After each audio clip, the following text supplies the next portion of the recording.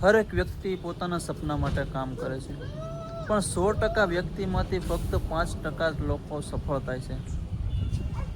કોઈનું કારણ છે કે 95% જે વ્યક્તિ છે એને એક દિવસમાં સફળતા જોઈએ છે, અને જે 5% વ્યક્તિ છે એ દરરોજ પોતાના સપના માટે કામ કરે છે, ધીરે ધીરે ધીરે ધીરે ધીરે.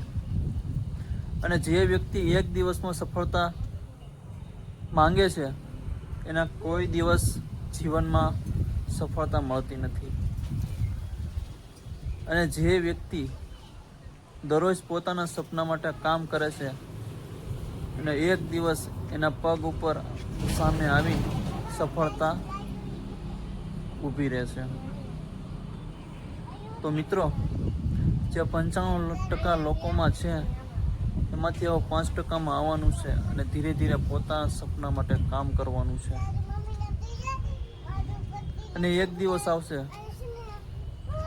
કે સફળતા તમારા પગ પર આવીને તમારા પગ ચૂમશે. સફળતા એક દિવસમાં નથી મળતી,